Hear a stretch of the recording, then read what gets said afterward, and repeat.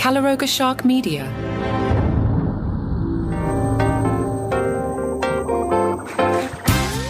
Buckle the bleep up. Yesterday, I gave you a show with no politics. Today, politics, my friends. And hello, I'm Johnny Mac with your daily comedy news. Ben Stiller said, "We live in a world where taking chances with comedy is more challenging. You're seeing that front and center in our country.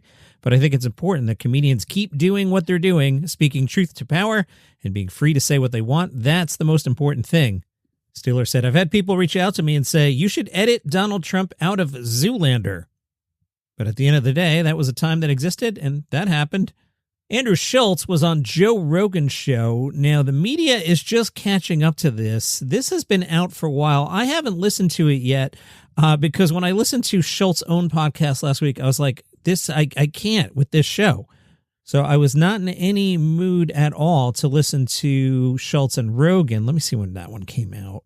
October 18th. Yeah, so it's been out for a while. But anyway, the media started to pick up on it. Cracked wrote, "There's no way I can, in good faith, recommend to you the sprawling 3.5-hour-long conversation between Andrew Schulz and Joe Rogan. It was, by and large, not very enlightening, as most conversations that run that long tend to be. But at nearly the 3-hour mark, the duo finally got to talking about something significant, their decision to both interview Donald Trump."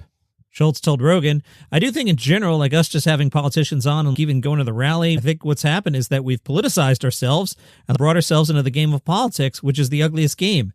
Schulz said, "It's the ugliest game because it's that zero-sum stuff that we were saying earlier. It's just like people really believe it's life or death. It's really life or death. I don't know if you follow the headlines." Schulz continued, "Dude, I was pushing my daughter in a stroller, right? And the lady goes, 'Hey, didn't you have Trump on your podcast?' And I was like, 'I already know what's going on.' I'm like, yeah, he was on the podcast." And she's like, "Well, I hope your daughter has a good life." And Schulz was like, I'm like, "B-word, you live in Tribeca. You know what I mean? Like, what do you think is happening over here?" The Canadians are upset. So Schulz told Joe Rogan that he found the concept of indigenous land acknowledgments funny. I don't know if you've run into that. You'll find that at many theaters these days, especially if you're at a college.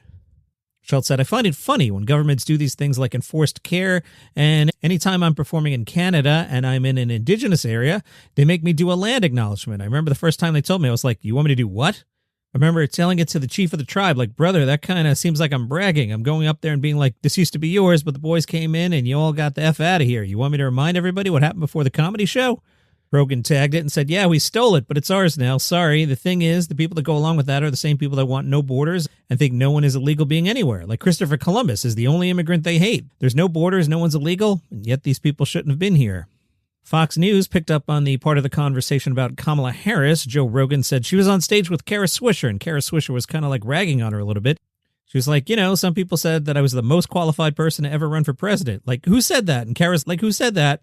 Rogan points out, you're literally running against a guy who was already president. So if you're going based on your resume, you're not more qualified than Biden. Biden was the vice president of the United States for 8 years. You may recall Jimmy Kimmel was temporarily taken off the air. Well, people did not support fascism.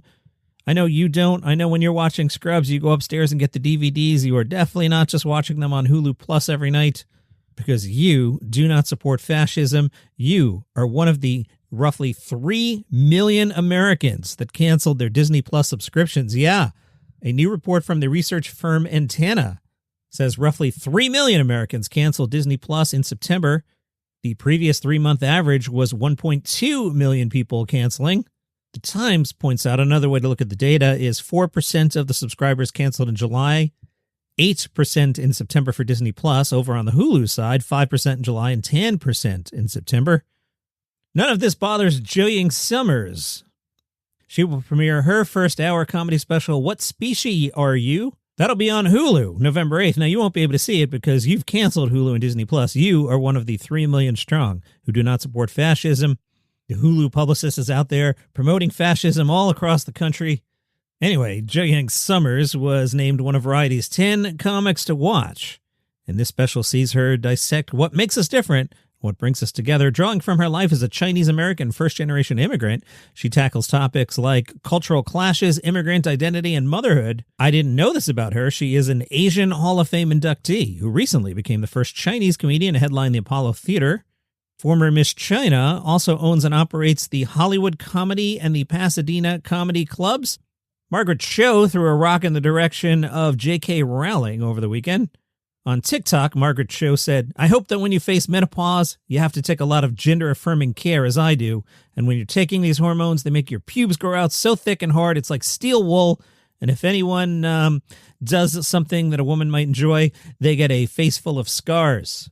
Feisty show today. All right. You think that's feisty? Let's get to Michelle Wolf. We'll start with the easy part of the Michelle Wolf news. TV Insider asked her what was her reaction when she found out Stephen Colbert was getting canceled and then Jimmy Kimmel yanked off the air. Does Michelle Wolf support fascism?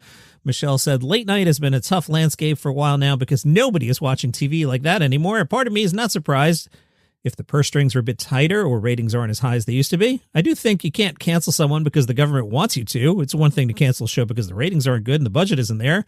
But if someone from the government specifically says they don't want them on TV anymore, I think that's the time everybody, regardless if you agree with them politically or not, should be like, that's unacceptable." It's a really scary place to be. That was one of the things I thought if Trump got elected, he's not going to let people make fun of him. At some point in his presidency, he's going to say, "You're not allowed to make fun of me anymore." There's a real quick downhill from there. They were curious if she got to do the White House Correspondents' Dinner again, what would happen? She said, "I would go even harder than I went. I thought my jokes were actually pretty tame. I would definitely go harder at both the government and the media." I think a lot of it was talking about whatever articles. I feel like now it's at a point where you get really threatened by the government. You hire a comedian to tell some roast jokes. You do exactly that, and that could put you in some political trouble right now. It's a pretty precarious position we find ourselves in. Now, she had done some sets. I'm going to play a bunch of clips here. The premise, and you'll hear, these are from 4 different dates. I'm trying to figure out what this room is. It's clearly somewhere where she's working out. The crowd is low energy. She's low energy. And in the video, she's clearly working off a laptop. So this is a workout room. And what I'm about to play are some clips from 4 different weeks. These are jokes. I'll let her set it up. She was talking about the Riyadh Comedy Festival and jokes she might have done there. I have done some editing for pacing, but I want to let you hear her thoughts as she's going through these, and I'll leave the pacing of the actual jokes intact, but some of the setup I may have trimmed down a little bit. All right, here's week 1. So there's going to be this comedy festival in Saudi Arabia. They asked me to do it, and I would have debated over doing it, but I had to say no because it's supposed to be like 5 days after I'm having a baby. So I had to say no.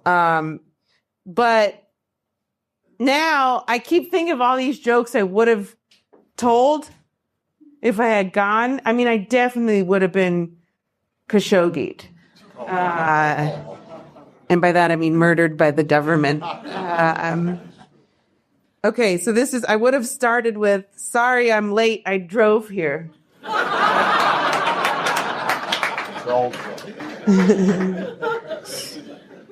It's nice to be in a place where women still have a leg up on gay men. Or, I don't know, whatever body part they're cutting off. We have this phrase in America, "You're only a stone's throw away," which means you're close. I don't think it means the same thing here. I think it's more like you're only a stone's throw away from learning that lesson. And then a week later, I only thought of one Saudi joke this week, but I think it's pretty good. So this is the joke I would have used in the festival this week. This one really, I think I would have had to get airlifted out immediately. This festival is sponsored by the Saudi government, so if my set doesn't go well, if I crash and burn, you can just call me Flight 93.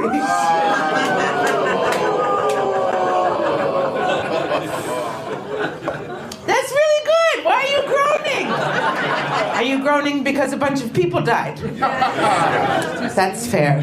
I got to tell you, 24 years later, that Flight 93 joke, I'm still like, too soon. As fun and as easy it is to poke at Saudi, let's not pretend America is perfect. Yeah, so maybe Saudi financed 9/11. What did America do in response? Attack a different country that has less oil and even less weapons of mass destruction.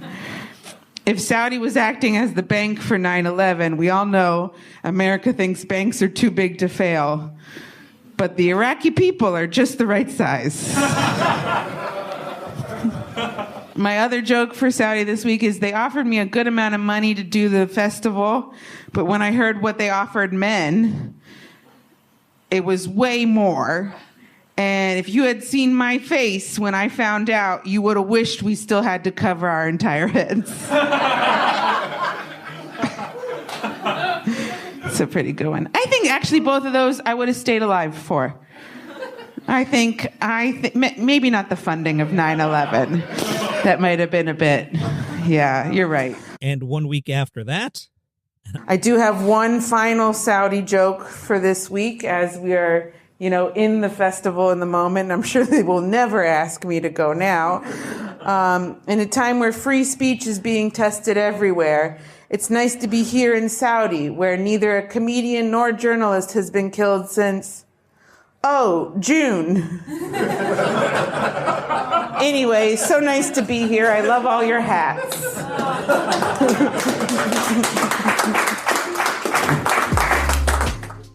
Colbert still has a way to go at 11:30, but something's going to air at 11:30. Byron Allen, he's the guy that has his Comics Unleashed show that's on CBS at 12:30 now. He says he'd like 11:30. So let me be clear. If they're looking for a show, my hand's already up. 50 years I've been waiting for this moment, and definitely I'm going for it. I said, mathematically, you'll never beat this show. Why would you spend $35 million on a television show at that hour? I will happily produce the show, and you can save that $35 million, $40 million, and spend it elsewhere. Day one, I said this show is to be evergreen. No topical humor, no political humor. I don't want anything that is racist, homophobic, anti-Semitic. I don't want any of that. The thing I said to the comics was, in TV, you don't have to be the funniest. You have to be the most likable.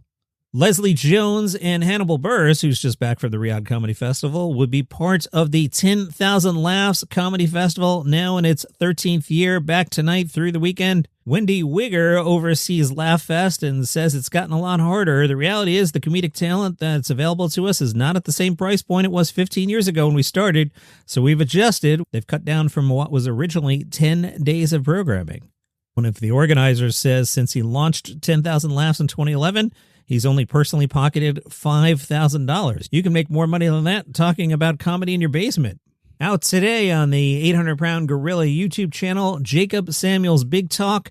And let's leave with something fun, right? Today was all angst and politics and grr. Conan O'Brien was talking to the Seattle Times about his affinity for Seattle, and he said, a secret about me I don't think people realize. My dad was working in Seattle and living in West Seattle with my mom, and I've done the math. They were living there when my mom realized that she was pregnant with me. So I was created in Seattle. It's also strange that all these years later I meet and fall in love with this woman who's from Seattle, and I end up going there, and I'm immediately comfortable the second I get off the plane. I like everything about the place, and it took me a bit to realize, wait a minute, this is where I'm from. And that's your comedy news for today. We'll see what tomorrow brings. The news has been a little bit slow, but everybody seems to be hiding out and not announcing things right now. It has been a quiet week, but we'll see what tomorrow brings, and I'll see you there.